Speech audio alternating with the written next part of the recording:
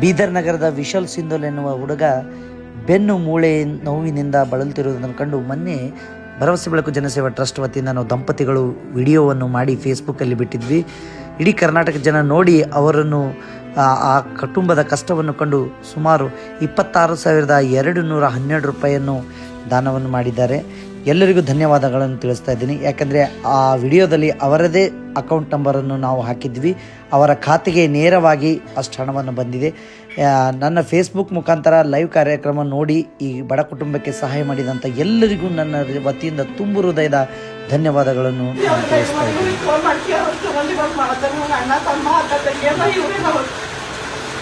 ಬೆಳಕು ಜನಸೇವಾ ಟ್ರಸ್ಟಿಂದ ನನಗೆ 26,200 ರೂಪೀಸ್ ಹೆಲ್ಪ್ ಆಗಿದೆ. ಎಲ್ಲರಿಗೆ ಧನ್ಯವಾದಗಳು.